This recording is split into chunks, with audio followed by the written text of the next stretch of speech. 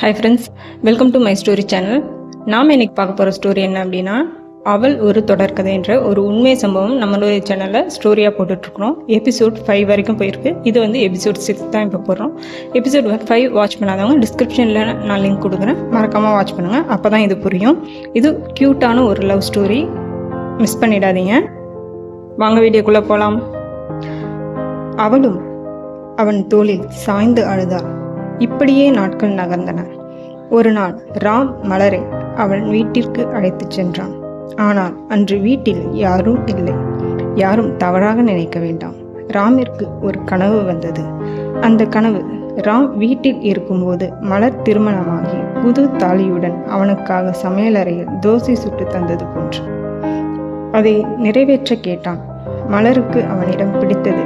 ராம் அவளுக்கு பூ வாங்கி தருவது அவன் கேட்டது போலவே அவன் வீட்டில் நடந்தது. அவள் அவனுக்காக தோசை ஊற்றி தந்தாள். பின் இருவரும் வீடு திரும்பினர். ஒரு நாள் ராம் அவளை திரும்பவும் வீட்டிற்கு அழைத்துச் சென்று அவள் அம்மாவிற்கும் தங்கைக்கும் தன் வருங்கால மனைவியை அறிமுகம் செய்தார். பின் ஒரு நாள் ராமிற்கும் மலருக்கும் சிறு சண்டை நடந்தது.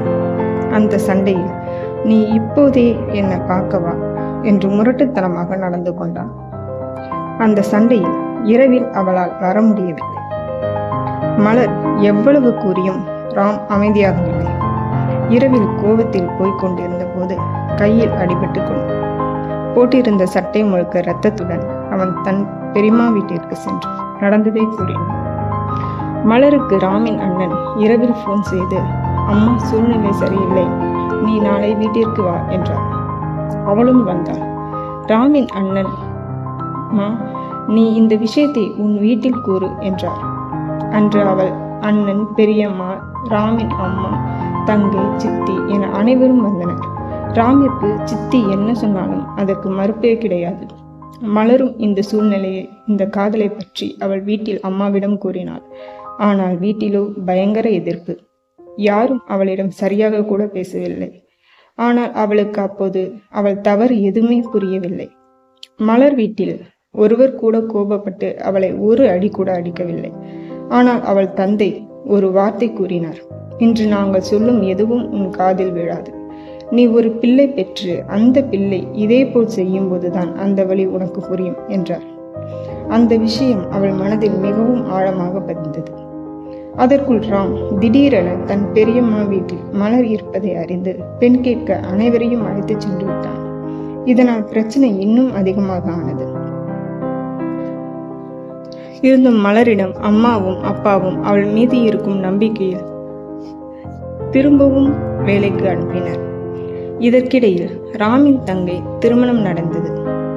மலர் ராமிற்கு ஒரு லேண்ட்லைன் நம்பர் இருந்து போன் செய்து, ராம் உன்னை உடனே பார்க்கணும் என்றாள்.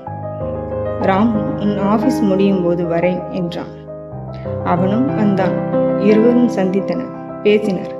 ராம் பல நாட்கள் கழித்து அவளை பார்த்ததும், நீ என்னுடனே வா, இப்போ போனால் நீ என் வாழ்க்கையை விட்டு நிரந்தரமாக போய்விடுவாய் என்று பயந்தான். மலருக்கு என்ன செய்வதென்றே புரியவில்லை. ராம் மலரிடம், நீ என்னுடன் வா, இல்லையா நான் நிரந்தரமா பிரிஞ்சிடுவோமோன்னு பயமா இருக்குது கூறி, நீ வரலைனா நான் செத்துருவேன்னு கார் கீ வைத்து கழுத்தில் குத்தி கொண்டிருந்தான். மலர் அவன் போனில் ராம் அம்மாவிற்கு போன் செய்யும் போது போனை பிடுங்கி உடைத்து விட்டான். மலருக்கு என்ன செய்வதென்றே புரியவில்லை. மலர் அம்மாவிடம் எதையும் கூறவில்லை, கூறவும் முடியவில்லை. ஏனென்றால் இருவரிடமும் போன் இல்லை. மலர் சிறிது நேரம் யோசித்து, சரி வா, உன் வீட்டிற்கே செல்லலாம் என்று கூறி இருவரும் காரில் சென்றனர். பின் ராம் வீட்டிற்கு சென்று முதலில் ராம் அம்மா போனை வாங்கி மலர் தன் அம்மாவிற்கு போன் செய்தார். மலரின் அம்மாவோ இவர்கள் காதல் கதை அவர்கள் வீட்டில் தெரிந்ததால் அனைவரும் அவள் ராமிடம் ஓடிப்போய் விட்டாள், ராமுடனே ஓடிப்போய் விட்டாள் என்று முடிவு செய்து அவளை அனைவரும் கண்டபடி கத்தினர். ஆனால் அவள் மனதில் அந்த நிமிடம் வரை அவள் மனதில் தான் ராமுடன் ஓடிப்போய் திருமணம் செய்ய வேண்டும் என்ற எண்ணம் துளி கூட இல்லை. ஆனால் ராமேதான் திருமணம் செய்ய வேண்டும் என்று மிகவும் உறுதியாக இருந்தாள். ஆனால் மலரின் வீட்டார் அவளை தவறாக நினைத்ததால் மலர் இதற்கு பிறகு நாம் வீட்டிற்கு சென்று நாம் என்ன கூறினாலும் நம்மை நம்பாமல் வேறு ஒருவரிடம் திருமணம் செய்து விடுவார்கள். அது அசிங்கம். மனதில் ஒருவரை நினைத்து இன்னொருவரை திருமணம் செய்வது அசிங்கம். ஏற்கனவே அவள் குடும்பத்தில் அப்படி ஒரு நிகழ்வு நடந்திருந்தது. அதனால் மலர் அந்த நொடி பொழுதே ராமை திருமணம் செய்ய சம்மதித்தாள். ராமின் அம்மாவிற்கு என்ன செய்வதென்றே புரியவில்லை. அவன் அம்மா, ராமை உன் பெரியம்மா வீட்டில் போய் முடிவெடுப்போம் என்றார். மூவரும் அவள் பெரியம்மா வீட்டிற்கு சென்றனர். பிறகு இந்த கதை நெக்ஸ்ட் எபிசோட் 7 நான் ரிலீஸ் பண்ணுறேன். இதுக்கு முந்தின எபிசோட் 1லேருந்து நீங்கள் பார்த்தீங்கன்னா தான் உங்களுக்கு புரியும். நான் டிஸ்கிரிப்ஷனில் லிங்க் கொடுக்குறேன், மறக்காமல் வாட்ச் பண்ணுங்கள். சூப்பரான ஒரு மோட்டிவேஷனல் ஸ்டோரி தான் இது. க்யூட்டான லவ் ஸ்டோரி இதில் அடங்கியிருக்கு. உண்மை சம்பவம். மறக்காமல் வாட்ச் பண்ணுங்கள், மிஸ் பண்ணிடாதீங்க. தேங்க்யூ. நம்மளுடைய சேனலில் 6 மந்த்லேயே க்ரோ பண்ணிட்டோங்க. மானிட்டேஷனுக்கு எலிஜிபிள் ஆக போகுது. நம்மளுடைய சேனல் மாதிரி உங்களுடைய சேனலும் க்ரோ பண்ணணும்னு நினச்சிங்க அப்படின்னா நம்மளுடைய மெயில் ஐடிக்கு காண்டாக்ட் பண்ணுங்கள். மெம்பர்ஷிப்பில் ஜாயின் பண்ணிவிட்டு நாம் கொடுக்குற டிப்ஸை ஃபாலோ பண்ணுங்கள். தேங்க்யூ.